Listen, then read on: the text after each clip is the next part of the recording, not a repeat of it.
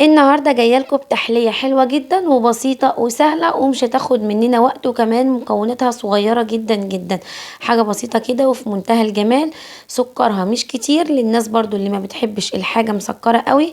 مظبوطه جدا، طعمها حلو، مقرمشه وفي نفس الوقت كده هشه وفليكي كده من بره. تحسوا كده ان هي طريه بس مقرمشه، واخده كده ميكس حلو قوي قوي زي ما انتم شايفين. بسيطة، والحشوة بتاعتها بسيطة، وعلى فكرة بتتحشي بحشوات كتيرة جدا. يلا نقول بسم الله ونصلي على الرسول عليه أفضل الصلاة والسلام، ونشوف هنعمل ايه. أول حاجة كده معايا بولة هحط فيها بيضة واحدة. شفتوا في ابسط من كده؟ مفيش ابسط من كده. بيضه واحده بس عشان البيض غالي. طبعا لو حابه تحطي بيضتين مفيش اي مشكله، بس لو البيض صغير اللي هو البيض البلدي هتحطي اتنين، لكن لو البيض اللي هو الاحمر العادي ده يبقى هتحطي بيضة واحدة وعليها رشة فانيليا، وعليها نص كوباية سكر، وهضربهم كويس جدا مع بعض بالمضرب. ولو عندك مضرب يدوي تمام هتعملي بيه.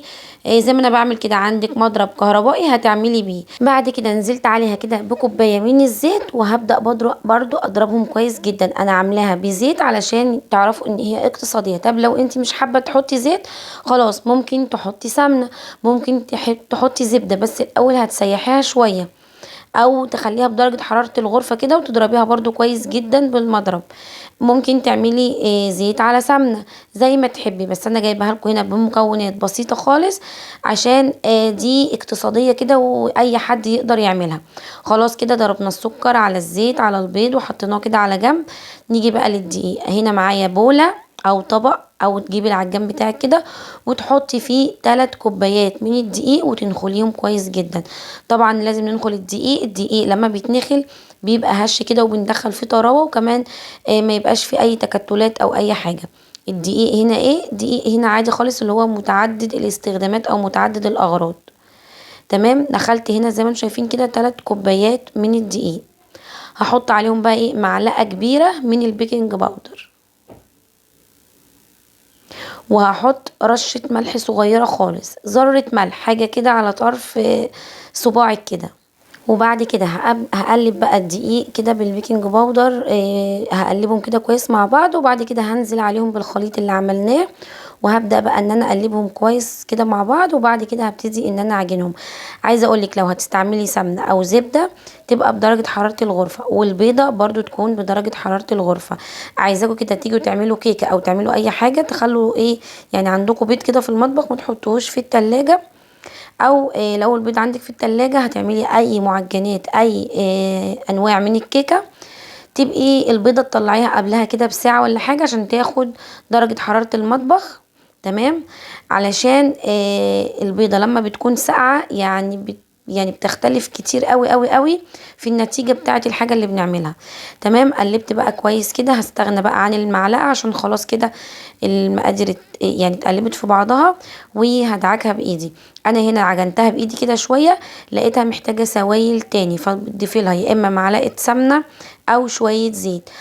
هعجنها بقى كويس، مش هنعجن بقى، هنبتدي ان احنا نقلبها كده وندعكها في بعضها لما تبقى معايا كده عجينة متماسكة.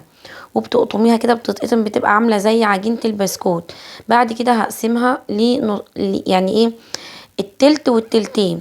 هاخد التلت الفه كده في كيس واحطه في الفريزر، وهاخد التلتين هفردهم بقى في صينية، والصينية دي مش هدهنها اي حاجة، ولا هدهنها زيت ولا اي حاجة، لان العجينة بتاعتي فيها زيت او سمنة كفاية. هنجيب بقى اي صينية كده، تجيبي اي صينية عندك وتبدأي تفردي فيها كده تلتين العجينة.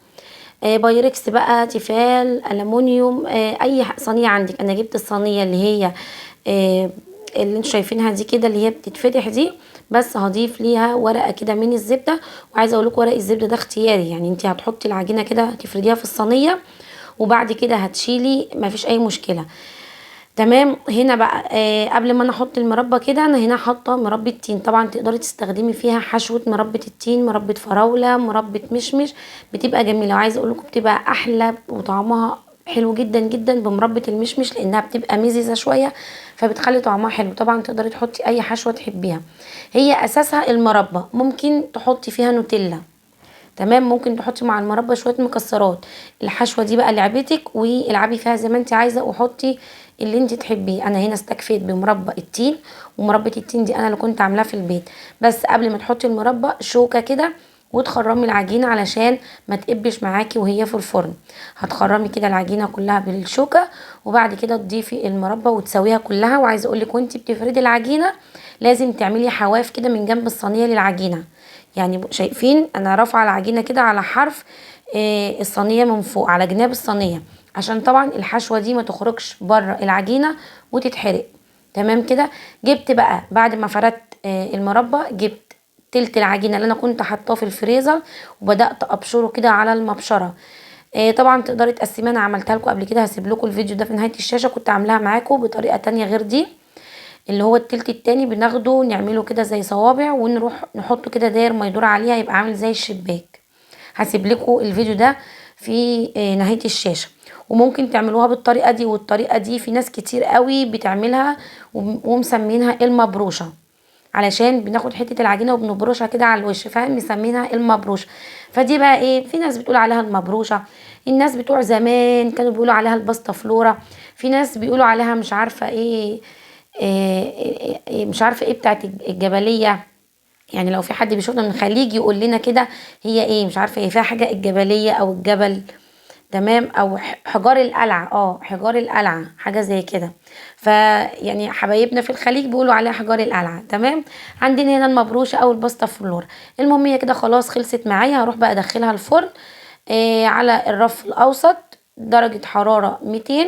هسيبها لحد ما تاخد لون كده، تاخد لون من الجناب، هعرف ان هي احمرت من تحت، وتاخد لون من فوق ومن تحت كده زي ما انتم شايفين. طلعت عايزه اقول لكم ريحتها حلوه جدا، ريحتها جباره، وطعمها لذيذ جدا جدا. حلوه بقى في العشاء كده مع كوبايه شاي بلبن، حلوه كده على الفطار، او تاخديها كسناكس كده، حلوه جدا. تعمليها كده وتقطعيها وتحطيها في طبق كده، ولادك يروحوا ويجوا عليها ياكلوا منها كده، حاجه في منتهى الجمال. يعني تحسوا كده ان هي حاجه مسكره، على حاجه كده زي البسكوت، على حاجه كده حلويات، يعني ميكس كده رهيب. طعمها حلو جدا ولذيذه، وتنفع كعشاء وتنفع كفطار وسناكس برضو. وبرضو لو عملتيها حاجه حلوه كده تقدميها لضيوفك، بتكون حاجه حلوه جدا ومشبعه. تمام. كمان يعني ممكن تضيفي ليها بدل المربى عجوه. زي ما قلتلك الحشو ده لعبتك، وتقدري تلعبي فيه زي ما انت عايزه، بس هي بتبقى اساسها المربى. زودي بقى مكسرات، حطي نوتيلا، حطي مربى توت، اي مربى تعجبك.